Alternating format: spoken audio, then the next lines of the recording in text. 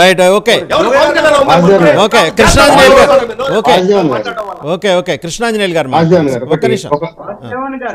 ఆంజనేయ కృష్ణాంజనేయులు అని మాట్లాడేటప్పుడు ఒక నిమిషం మాట్లాడు. ఒక నిమిషం చెప్పండి. ఇప్పుడు ఇందాక మిత్రులు ప్రజారాజ్యం షో తీసుకొచ్చారు. అయితే ప్రజారాజ్యం ఆయన స్థాపించిన మొదటి ఎన్నికల్లోనే 18 మంది శాసనసభ్యుల్ని గెలుచుకున్నారు. చాలా మంది మీడియాలో ఏం చేస్తున్నారంటే ప్రజారాజ్యం వైఫల్యం అంటారు. ఏ విధంగా వైఫల్యం అవుతుంది? 18% ఓట్లు కూడా తెచ్చుకున్నారు, అది కూడా చెప్పండి. ఆయన పార్టీని స్థాపించి మొదటి ఎన్నికల్లో 18 మంది శాసనసభ్యులను గెలిపించుకున్న నాయకుడు పెద్దలు చిరంజీవి గారు.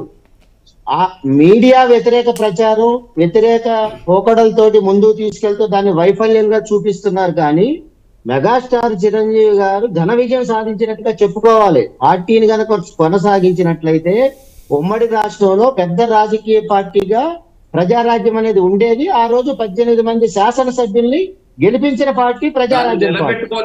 రెండోది, ఇప్పుడు రెండో అంశం, ఇప్పుడు మన మిత్రులు మాట్లాడుతున్నారు సామాజిక వర్గ. ఒక నిమిషం అండి విద్యాసాగర్ గారు, విద్యాసాగర్ గారు ఒక నిమిషం జనార్దన్ గారిని మాట్లాడండి. జనార్దన్ గారు అవగానే కృష్ణాంజనేయులు గారు మాట్లాడతారు.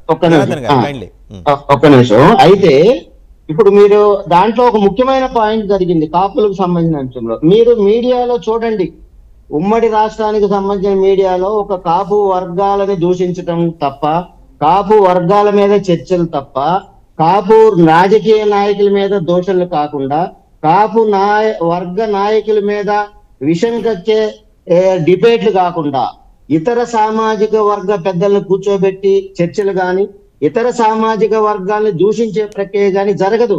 ఒక స్ట్రాటజిక్ గా కాపు వర్గాలని విచ్ఛిన్నం చేస్తూ రెండు రాష్ట్రాల్లో ప్రధానంగా కాపు వర్గ నాయకుల మీద, కాపు వర్గ ప్రముఖుల మీద, కాపు వర్గాల నుంచి ఉన్న ముఖ్యుల మీద జరిగే సామూహిక దాడుల ద్వారానే కాపు వర్గాల మీద కనపడని ప్రక్రియ కొనసాగుతుంది. వాసు గారు, మీరు కావాలంటే గమనించండి, విశ్లేషించండి. దీనికి సంబంధించిన ఏదైతే కాపు వర్గాలు, ఎస్సీ, ఎస్టీ, బీసీ, మైనారిటీ వర్గాలకు సంబంధించిన ఒక అగ్ర నాయకుడి మీద మాత్రమే ఇటువంటి చర్చలు కానీ డిబేట్లు కానీ జరుగుతూ ఉంటాయి. ఇతర సామాజిక వర్గంలో రాజ్యాధికారం వైపున్న ప్రముఖుల మీద కానీ, ఆ పార్టీల మీద కానీ, ఆ నేతల మీద కానీ ఇటువంటి చర్చలు కానీ, దోషాలు మీరు చెప్పిన దాంతో ఒక 80% నేను ఒకసారి కృష్ణాంజనేయులు గారి దగ్గరికి వెళ్దాం. కృష్ణాంజనేయులు గారు, జనార్దన్ గారు మాట్లాడే దానికి కొనసాగింపుగానే నేను చెప్తాను. భారతదేశంలో కులాలు ఉన్నాయి, కులాల ప్రభావం ఉంది.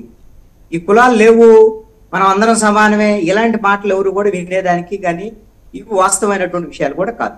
రాజకీయాల్లో కులాల ప్రభావం ఇంకా చాలా ఎక్కువ ఉంది. సరే, ఆంధ్రప్రదేశ్ రాజకీయాలకు వద్దాం. ఆంధ్రప్రదేశ్ రాజకీయాల్లో అధికారంలో ఉండేటువంటి వైఎస్ఆర్ కాంగ్రెస్ పార్టీ రెడ్డి నాయకత్వంలో పార్టీ నడుస్తుంది. మిగతా వాళ్ళందరినీ కలుపుకొని వాళ్ళు గెలిచారు. కమ్మ నాయకత్వంలో తెలుగుదేశం పార్టీ నడుస్తుంది.